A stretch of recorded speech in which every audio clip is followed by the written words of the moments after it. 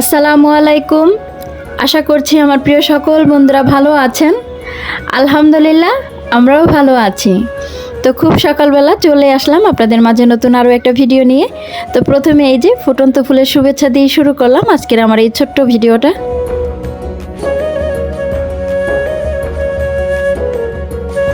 মোটামুটি বারান্দাতে যত গাছ আছে সবগুলোতে পানি দিয়ে তারপরে এই যে বড় ছেলের জন্য একটু টিফিন রেডি করছি। তো ওকে স্কুলে আজ আমি দিয়ে আসবো। ওর বাবার শরীরটা খুব বেশি ভালো নেই, তো ও শুয়ে আছে, ভাবলাম আজ আমি দিয়ে আসি। সুস্থ থাকার জন্য হাঁটাটা খুব প্রয়োজন। তো চাইলেই কিন্তু হেঁটে যেতে পারতাম বাসায়, তা আমার কেন জানি রাস্তা দিয়ে হেঁটে যেতে ভালো লাগে না, একটু আলসেমি কাজ করে। তো বেশি মানুষের ভিড়ে হাঁটতে খুব বেশি ভালো লাগে না। তো বাসায় এসে ওই হাঁটার কাজটা এখন করে নিচ্ছি। দিনের কিছু সময় অন্তত নিজের জন্য রাখাটা খুবই জরুরি। হাঁটাহাঁটির কাজ শেষ করে একদম ক্ষুধা লেগে গেছে। তো গত রাতে অয়নের বাবা একটা কাঁঠাল এনেছিল, খুব শক্ত এবং খুব মিষ্টি। এই শক্ত কাঁঠালটা খেতে আমার খুব ভালো লাগে, বিশেষ করে সবারই খুব পছন্দ। তো এটা দিয়ে আমি পান্তা ভাত দিয়ে খাচ্ছি। জানি না কারা কারা পান্তা ভাত দিয়ে কাঁঠাল খান, আমার কিন্তু খুব ভালো লাগে। সাথে কিন্তু অয়নের বাবাকেও বসিয়ে দিয়েছি, তো ও বলছে ভালোই লাগছে। তো এই যে কিছু বিচি হয়েছে ওগুলো রোদে দিয়ে দিই। মোটামুটি কিছু সময় বিশ্রাম নিয়ে তারপরে আল্লাহর নাম নিয়ে এখন ঘরের কাজে নেমে পড়েছি। এক এক করে সব ঘর গুছিয়ে নেব। তো যতটুকু পারি আপনাদের সাথে শেয়ার করব। গত ভিডিওতে আমার কিছু প্রিয় আপু আমাকে কমেন্ট করেছেন যে আপু তোমার বাবার বাড়ি বা শ্বশুর বাড়ি নেই কেন।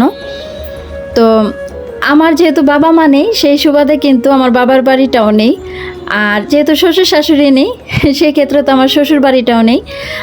বাড়ি আছে যাই থাকুক না কেন, তবে প্রধান যারা তারাই নেই। সেই ক্ষেত্রেই কিন্তু আমি সবসময় বলি যে বাবা মা নেই যেহেতু আমার শ্বশুর বাড়ি বা বাবার বাড়ি কোনোটাই নেই। তো এই কথাটার মানে হয়তো আপনারা অনেকে বুঝতে পারবেন। তো আশা করছি পুরোটা ভেঙে বলা লাগবে না।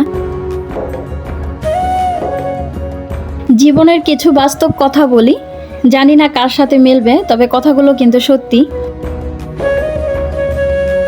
জীবনের একটা সময় থাকে তখন সবাইকে আপন বলে মনে হয়, আবার জীবনের আরেকটা সময় এসে সেই মানুষগুলোকে আর আপন বলে মনে হয় না।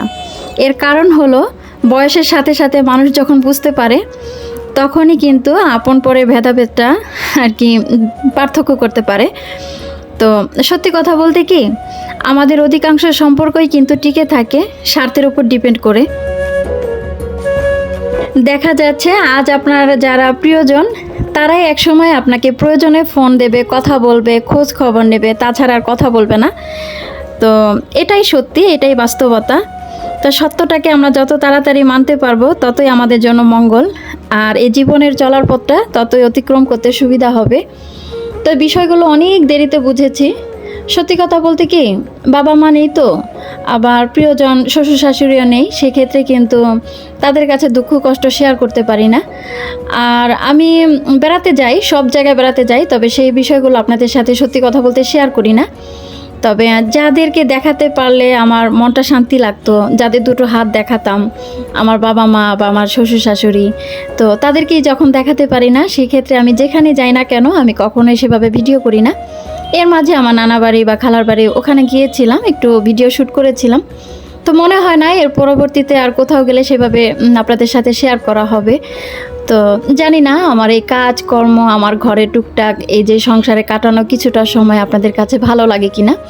যদি ভালো লাগে তাহলে এই নিয়ে আপনাদের সামনে উপস্থিত হব সব সময়। তো আশা করছি আমার প্রিয় সকল বন্ধুরা কথাগুলো বুঝতে পেরেছেন।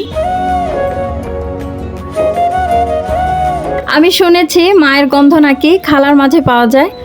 তো এই যে বছরে যখন মনে চায় খালার বাড়ি চলে যাই। তো আমার শ্বশুর মরে যাওয়ার পরে আমার শ্বশুর বাড়ি সেরকম আর যাওয়া হয়নি। এই 2 বছর হলো আমি এখন পর্যন্ত শ্বশুর বাড়ি যাইনি। তো আমরা যেহেতু সবাই সেপারেট, যার যার মতন করে আছি, ওই জন্য আর একসাথে সবার হয় না। আসলে শ্বশুর শাশুড়ি থাকলে একসাথে যেভাবে সব একত্রিত হয়, তারা গত হয়ে গেলে কিন্তু ওইভাবে আর হয় না। এই বিষয়টা হয়তো আপনারা বুঝতে পারেন। তো এই কথাগুলো আমি আর পরবর্তীতে বলবো কি না জানি না, তবে সবাই দোয়া করবেন আমার যারা মুরব্বীরা দুনিয়া থেকে চলে গেছে তাদের জন্য।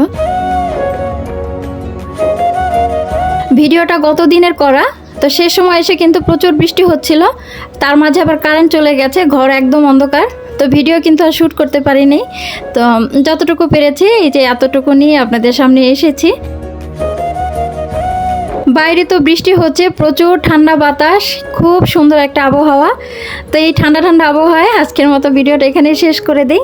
পরবর্তী ভিডিওতে চেষ্টা করব আর একটু লম্বা সময় থাকার জন্য। তো সবাই ভালো থাকবেন, সুস্থ থাকবেন।